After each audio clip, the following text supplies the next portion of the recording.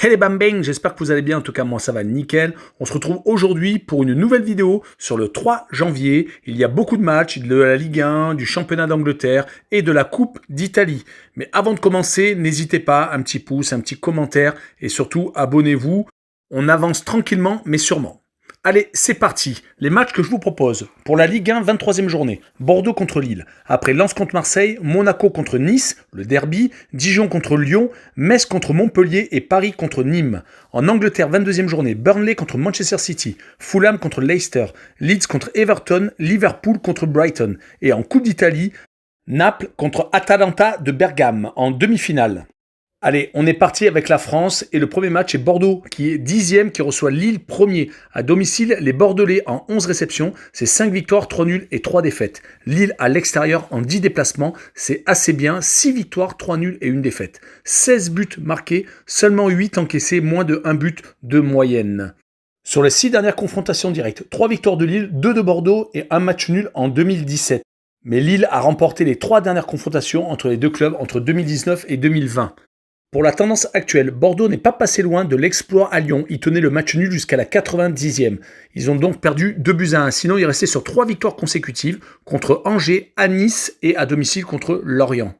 C'est donc une équipe quand même assez en forme qui se présente donc contre le leader lillois. Quant à Lille, depuis leur défaite à domicile contre Angers lors de la 18e journée, ils restent sur 4 victoires consécutives. À Nîmes, contre Reims à domicile, à Rennes et contre Dijon également à domicile. Ils prennent très peu de buts actuellement. Je verrai donc une victoire de Lille à l'arrache 2-1 avec les deux équipes qui marquent. Continuons avec Lens 7e qui reçoit Marseille 9e. À domicile, les Lensois, c'est 4 victoires en 10 réceptions, 2 nuls et 4 défaites. Les Marseillais à l'extérieur, en 10 déplacements, c'est 5 victoires, 1 nul et 3 défaites. Sur les 6 dernières confrontations directes, une seule victoire lensoise lors de la dernière confrontation en match en retard de la 9e journée le 20 janvier. Sinon, Marseille restait sur 5 victoires consécutives contre les Lensois. Coupe de la Ligue, matchs amicaux et Ligue 1 compris. Sur la tendance actuelle, les Lensois sont très bons à l'extérieur. Ils restent sur 2 victoires consécutives à l'extérieur, à Montpellier 2-1 et à Marseille 1-0.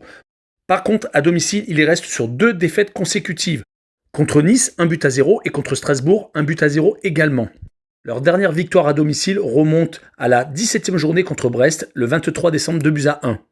Ils sont actuellement à la 6e position, ce qui est déjà énorme pour un promu. Côté marseillais, c'est la Bérésina actuellement. Il reste sur 4 défaites consécutives contre Paris, Nîmes, Lens et à Monaco. C'est surtout les affrontements de la semaine dernière qui ont été choquants pour Villas-Boas qui a demandé la démission et qui attend une réponse de sa direction. Il y a énormément de suspendus côté marseillais. Cuisance, Pape Gueye, Balerdi et Kaoui. Et au niveau des blessés, il y a Boubacar Kamara qui est incertain et Valentin Rongier qui peut également manquer à l'appel. Amavi est un blessé de longue date. AVB aura donc une équipe amoindrie, mais il n'aura pas trop de problèmes pour composer son équipe, avec Ncham qui vient d'arriver lors du mercato d'hiver, qui sera sans doute disponible et sera peut-être titularisé. En tout cas, je vois un but partout, avec un N2 double chance. Le match suivant est Monaco 4e qui reçoit Nice 13e, le derby du Sud, avec Monaco à domicile qui est en 11 réceptions, à 7 victoires, 3 nuls et 1 défaite, 26 buts marqués, 2 buts et demi de moyenne par match et 14 buts encaissés. Nice à l'extérieur en 10 déplacements, 5 victoires, 3 nuls et 2 défaites, avec seulement 7 buts encaissés mais seulement 13 marqués. Concernant les 6 dernières confrontations directes de 2018 à 2020, c'est 2 victoires de Monaco, 2 victoires de Nice et 2 matchs nuls. Sur la tendance actuelle, depuis la 15e journée où Monaco s'est incliné à domicile contre Lens, il reste sur 6 victoires et 1 match nul. Il est à noter que leurs 2 dernières réceptions se sont soldées par 2 victoires, 3-1 contre Marseille et 3-0 contre Angers. Niko Kovac a mis du temps à trouver la bonne carburation, mais le duo Ben Yedder-Voland devant est extraordinaire actuellement. Il marque énormément de buts. Comme leur défense centrale qui est très bonne sur corner, en particulier Maripane qui a marqué 4 buts sur les 5 derniers matchs. Côté niçois, leurs meilleurs résultats actuellement sont à l'extérieur. Ils viennent de s'imposer lors de leur dernier déplacement à Lens, 1-0. Et leur dernière victoire avant cette victoire à Lens était à Nîmes lors de la 15e journée. Sinon, ils enchaînent les déconvenus à domicile où ils restent sur 2 défaites consécutives contre Bordeaux et Saint-Etienne. Mais pour ce match, je vois une victoire de Monaco 2-0 avec un but de Voland. Continuons avec Dijon 19e qui reçoit Lyon second. À domicile, les Dijonnais n'ont pas encore gagné en 11 réceptions. Ils ont par contre fait 6 matchs nuls et 5 défaites. 4 petits buts marqués en 11 réceptions, ce qui est vraiment pas extraordinaire. Les Lyonnais de leur côté en 11 déplacements, c'est 6 victoires, 4 nuls et une seule petite défaite lors de leur premier déplacement à Montpellier lors de la première journée en retard. Ils ont également marqué 22 buts et en ont encaissé que 11. Sur les 6 dernières confrontations directes entre 2017 et 2020, 3 victoires lyonnaises, une victoire dijonnaise à Lyon en 2019 et 2 matchs nuls. Et il est à noter que les 2 déplacements lyonnais à Dijon dans ces confrontations directes se sont soldés par 2 victoires, 3-0 en 2018 et 5-2 également en 2018, mais la saison d'avant. Pour la tendance actuelle, les Dijonnais restaient sur une très bonne série de 4 matchs sans défaite contre Nîmes à Nîmes, une petite victoire 3-1 et 3 matchs nuls contre Reims, Marseille et Strasbourg, mais malheureusement ils viennent d'enchaîner 2 défaites consécutives à l'extérieur, à Lille et à Lorient. Mais on sent tout de même du mieux chez les Dijonnais actuellement. Côté lyonnais, c'est pas mal actuellement. Ils talonnent les Lillois. Ils sont même passés devant les Parisiens après la défaite des Parisiens à Lorient. Ils sont d'ailleurs sur 2 victoires consécutives, dont une contre Bordeaux à l'arrache et une 5-0 à Saint-Etienne dans le derby. Leur défaite à domicile contre Metz n'est qu'un vieux souvenir. Je les vois donc s'imposer sans problème 3-0 à Dijon avec le plus de 2,5 buts sur le match. Continuons avec Metz 6e qui reçoit Montpellier 11e. À domicile, les Messins, c'est 11 réceptions, 5 victoires, 3 nuls et 3 défaites. Les Montpelliérains à l'extérieur, en 10 déplacements, 4 victoires, 3 nuls et 3 défaites. Sur les 6 dernières confrontations directes de 2017 à 2020, 3 victoires messines, une seule de Montpellier et 2 matchs nuls. Mais la seule victoire de Montpellier était à Metz en 2018. Concernant la tendance actuelle, les Messins restent sur 3 victoires et 2 matchs nuls. Les 3 victoires sont sur les 3 derniers matchs. Ils ont gagné 4-2 à Brest, ont battu Nantes 2-0 et sont allés s'imposer à Lyon 1-0. Ils sont vraiment très en forme actuellement. Les Montpelliérains de leur côté actuellement sont dans la nasse. Ils restent sur 3 défaites consécutives. Contre Lens à domicile 2-1, à domicile également contre Monaco 3-2 lors de la 20e journée et lors de la 21e journée, ils se sont inclinés 4-0 au Paris Saint-Germain. Leur dernière victoire remonte à un déplacement lors de la 14e journée à Lens 3-2. C'est une équipe qui est capable de gagner de partout mais qui est capable également de prendre énormément de buts. Je les vois malheureusement s'incliner 2-1 à Metz avec le Drew No Bet, donc le match nul remboursé et victoire de Metz. Enfin, finissons le Paris Saint-Germain 3e qui reçoit Nîmes 20e. À domicile, les Parisiens en 11 réceptions, c'est 8 victoires, 1 nul, 2 défaites. 2 de trop diront les supporters parisiens. 29 buts marqués, quasiment 3 par match et 5 petits buts encaissés, donc 0,5 de moyenne. Les Nîmois à l'extérieur en 11 déplacements, 3 victoires, 2 nuls et 6 défaites. Pas mal quand même pour un dernier de la classe. Et 8 buts marqués et 21 encaissés. Sur les 5 dernières confrontations directes entre 2007 et 2020, Coupe de France et Ligue 1 compris, 5 victoires de Paris, à chaque fois avec des gros scores. Qu'une seule fois Nîmes a réussi à marquer des buts, c'était lors de la remontée des Nîmois au Stade des Costières. Sur la tendance actuelle, les Paris Saint-Germain viennent de s'incliner 3-2 à Lorient à la surprise générale. Après avoir mené 2-1 sur 2 pénaltys de Neymar, ils se sont fait remonter et ont pris un but dans les arrêts de jeu. Mais leur très bonne série avant cette défaite est remarquable. Ils ont enchaîné à domicile 4 victoires consécutives depuis leur défaite contre Lyon et avaient marqué 13 buts sans en encaisser un seul. Nul doute que la réaction d'orgueil des Parisiens va peut-être être malheureusement très compliquée pour les Nîmois. Du côté des Gardois, le match contre Marseille pensait être le réveil escompté, mais malheureusement ils se sont inclinés dans la foulée à Angers 3-1. Il est également à noter que leurs seules victoires actuellement sont à l'extérieur. Leurs victoires à Montpellier, contre Reims et contre Marseille ont toutes été à l'extérieur. Leur seule victoire à domicile était lors de la première journée contre Brest. Je vois donc une victoire sans problème du Paris Saint-Germain 4-1 et je vois le plus de 3,5 buts sur le match. Passons à l'Angleterre et la 22e journée avec Manchester City 16e qui reçoit Manchester City 1er. À domicile Burnley, c'est 4 victoires, 1 nul et 4 défaites en 9 réceptions. Seulement 8 petits buts marqués. Les Mancuniens à l'extérieur en 9 déplacements, 5 victoires, 3 nuls et 1 défaite. 15 buts marqués, 6 buts encaissés seulement. Sur les 6 dernières confrontations directes, entre 2019-2020, championnat et coupe compris, 6 victoires sur 6 matchs des Citizens.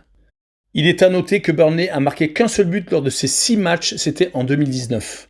Concernant la tendance actuelle, Burnley vient de perdre à Chelsea lors de la 21e journée. Sinon, il est resté coupe compris sur 3 victoires consécutives contre Aston Villa, Liverpool à Liverpool, énorme performance, et à Fulham. Côté Manchester City, on ne compte plus le nombre de victoires consécutives d'affilée. On en est actuellement à 12, toutes compétitions confondues. Peut-être le record un jour sera-t-il battu par les hommes de Guardiola? En tout cas, je vois une victoire 2-0 des Citizens avec un handicap -1. Donc il faut que Manchester City gagne par 2 buts d'écart. Continuons avec Fulham 10e qui reçoit Leicester 4e. Les Londoniens à domicile en 10 réceptions, 1 victoire, 3 nuls et 6 défaites. 7 petits buts marqués. Leicester à l'extérieur, c'est quand même beaucoup mieux. En 10 déplacements, 7 victoires, 2 nuls et 1 petite défaite. Sur les 6 dernières confrontations directes, de 2007 à 2020, FA Cup et Premier League compris, 3 victoires de Fulham tout de même, 2 de Leicester et 1 match nul. Sur la tendance actuelle, Fulham, c'est vraiment pas extraordinaire actuellement. Leur dernière victoire est le 9 janvier à Queen's Park Rangers en Cup. Sinon, leur dernière victoire remontait au déplacement à Leicester lors de la 10e journée. Ils restent tout de même sur 2 matchs nuls consécutifs chez West Bromwich et chez Brighton, lors des 20e et 21e journées. Concernant Leicester, ils viennent de s'incliner à domicile contre Leeds United lors de la 21e journée. Sinon, ils restaient sur une série très intéressante où leur dernière défaite remontait à une défaite à domicile encore lors de la 13e journée contre Everton. Il est à noter qu'ils restent sur 7 déplacements sans défaite. Leur dernière défaite à l'extérieur remonte à un déplacement à Anfield Road contre Liverpool lors de la 9e journée et un score de 3-0. Ils sont donc très solides à l'extérieur. C'est pour cette raison que je vois une victoire de Leicester 2-1 et je vois Leicester marquer plus de 1,5 buts à l'extérieur.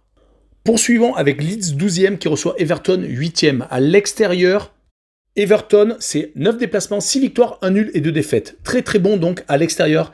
13 buts marqués et 9 encaissés. À domicile, Leeds, c'est quand même assez moyen en 9 réceptions, 3 victoires, 2 nuls et 4 défaites. Sur les 6 dernières confrontations directes, de 2003 à 2020, Premier League, matchs amicaux et Cup compris, 3 victoires de Leeds lors de leurs 3 dernières confrontations, 1 match nul et 2 victoires d'Everton en 2003. Sur la tendance actuelle, il faut mieux jamais recevoir Leeds à domicile. Il reste sur 2 victoires consécutives à Leicester et à Newcastle lors des 20 et 21e journées. Car se déplacer chez les hommes de Bielsa, c'est beaucoup plus facile. Comme en témoigne la victoire de Brighton lors du 16 janvier et de la 19e journée. Concernant Everton, on pourrait presque avoir le même type de remarque, même s'ils gagnent tout de même à domicile. Leurs 5 derniers déplacements se sont soldés par 4 victoires et 1 nul. Mais je verrai tout de même un match nul entre les deux équipes. Je déroge un peu à la règle des victoires à l'extérieur d'Everton et je vois les deux équipes marquées. Finissons l'Angleterre avec Liverpool 3e qui reçoit Brighton 17e. À domicile, les Reds, en 10 rencontres, c'est 7 victoires, 2 nuls et 1 défaite. 21 buts marqués, 9 encaissés. Brighton à l'extérieur en 10 déplacements, 3 victoires, 3 nuls et 4 défaites. Par contre, sur les 6 dernières confrontations directes, Liverpool a gagné 5 fois et a fait un petit match nul. Concernant la tendance actuelle, Liverpool, c'est pas mal. Ils viennent de s'imposer 2 fois d'affilée à l'extérieur sur le même score, 3-1, à West Ham et à Tottenham. Leurs 2 défaites consécutives contre Manchester United en Cup et contre Burnley en championnat semblent de très mauvais souvenirs. De son côté, Brighton, c'est pas si mal que ça. À part leur défaite contre Manchester City lors de la 18e journée le 13 janvier, leur dernière défaite remontait à une réception d'Arsenal le 29 décembre lors de la 16e journée. Ils sont actuellement sur 2 victoires et 1 nul consécutifs en championnat, ayant battu tout de même Tottenham à domicile sans encaisser de but, 1-0. Mais je vois tout de même Liverpool s'imposer 2-0 et je vois le combiné Liverpool gagnant et plus de 1,5 buts sur le match.